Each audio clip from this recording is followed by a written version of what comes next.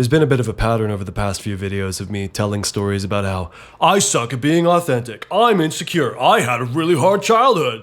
So in the interest of breaking the pattern, I thought I'd just tell a story about something really cool and beautiful that happened to me when I was growing up. Our story begins in the back roads of Leon, West Virginia. I'm sitting in the back seat of a 4-door pickup truck with 3 of my friends. It's a pitch black night in the middle of nowhere, and we're cruising down the back roads on the way to my buddy's house. We're listening to music, making each other laugh, enjoying the ride, just hanging out the way country boys do. Then, all of a sudden, without warning, the entire sky started flashing.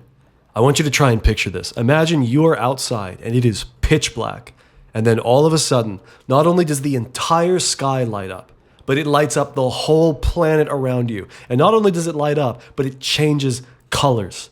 Not once every second, not even every half second.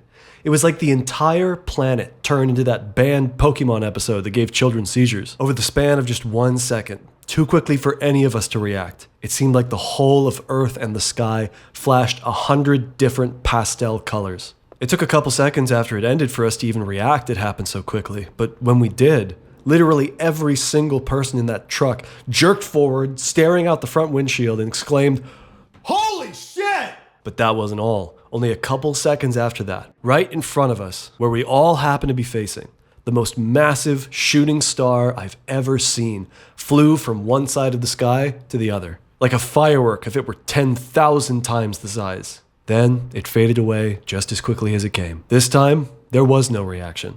We all saw it, but we were in such shock that for the entirety of the ride home, no one said a word. It was complete, stunned silence all the way home, like we were all in a trance. And when we did return, we all walked silently into my buddy's bedroom, sat down, still in shock. Then I looked to one of my friends, and his face was a mixture of shock and awe, and he had tears going down his face. I looked to my other friend, same expression. Then to the other, same expression. It was then that I realized that we all had the exact same expression on our faces, and we were all crying. Then there was laughter. Then we tried to communicate to each other what we were feeling, but none of us could even speak. There was a period of about 30 seconds where we were all just looking at each other, trying to move our mouths, but nothing would come out.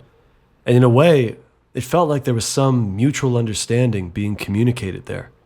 We didn't need to speak because what we were feeling was unspeakable, and somehow we all understood. It was a moment of utter magic when we looked into each other's eyes and had that moment of mutual understanding.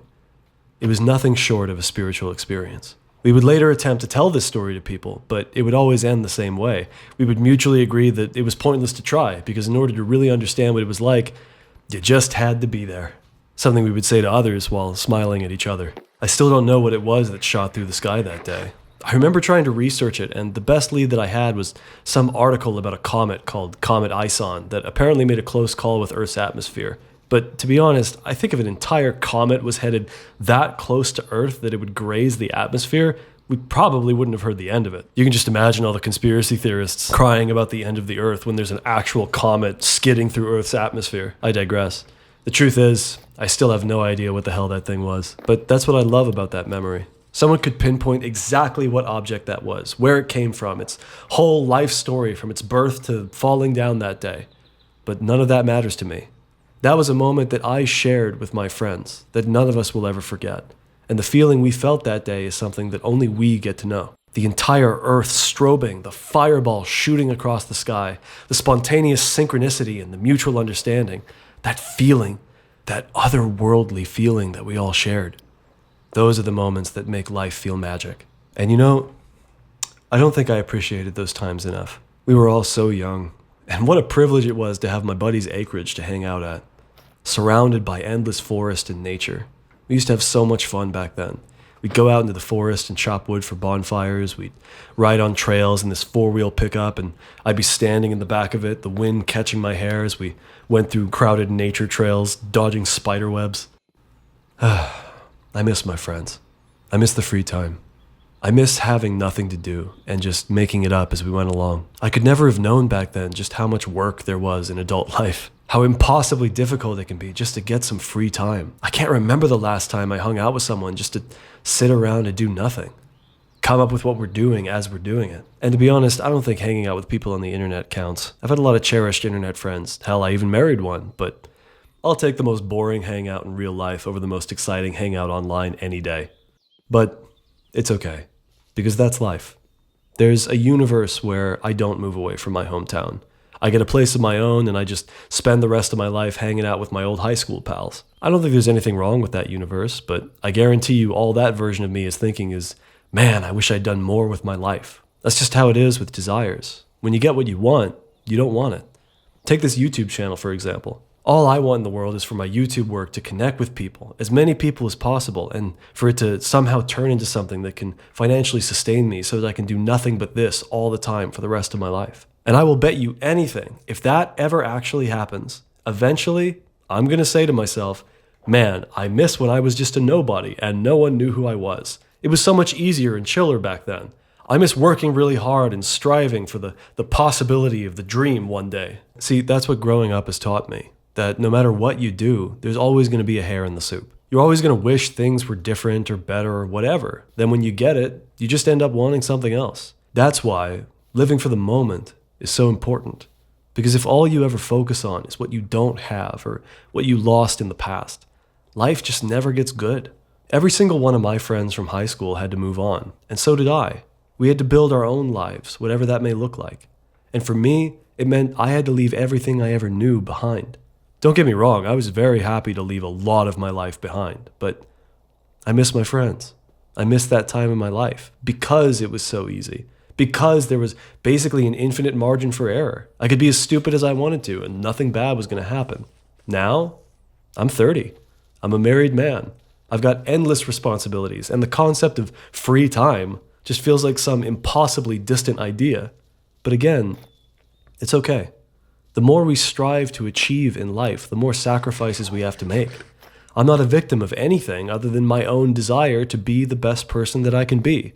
And maybe that's a foolish goal. I mean, the Buddha would definitely say so. He'd probably say that my desire to become the best person that I can be is just insecurity disguised as ambition. That the only reason I want to improve myself is because I'm attached to certain outcomes in life. And that if I wasn't so attached, there would be no need for ambitions and I would be content with life as it is. And I'm just scaring myself into slavery to a goal I don't actually need to accomplish. But man, like, what does he know, right? I think in order to figure your life out, you just have to live it. And for me, right now, that means trying to become a successful YouTuber in every sense of the word. And if that day ever comes, and I find that it's not at all what I thought it would be, then I'll have to do the next stupid thing that I think will make my life complete. And maybe I'll figure it out one day, and maybe I won't. And then I'll die. And that's okay. When I was a kid, I wanted friends more than anything in the world. And because of that, I strived to be the kind of person that could make friends. And because of that striving, I got to have the amazing friends that I did in high school. And because of that, I got to experience some of the most cherished memories of my entire life. That's what life is all about. It's not about finding that magic thing that once you have it, everything will be okay. Everything's already okay. You just need to be striving for something. It could be anything you want. You can even strive to be the laziest person ever. That's okay, as long as you're really trying for it and you really believe that it's what you want. And the reason it doesn't feel as good once you have it is because the point wasn't the having of the thing. It was the striving towards the thing. That's what makes it fun. And then once you have it, the game's over. Time to find a new game to play. That just makes sense to me. See, I don't think it's just my opinion or my belief. I think it's a fact that when you give yourself entirely to the process of striving for something that you want, when you stop questioning yourself or worrying or just sitting on your ass waiting for the universe to fix the situation perfectly for you, and you just start moving as fast as you can in the direction that you want to go in life, then, one seemingly random day, when you least expect it, your star is gonna fall. Happy New Year's, everyone. I hope you have a great 2026. When I'm looking at the fireworks tonight, I know exactly what and who I'm gonna be thinking of. That night, the earth was brightest on the dark side.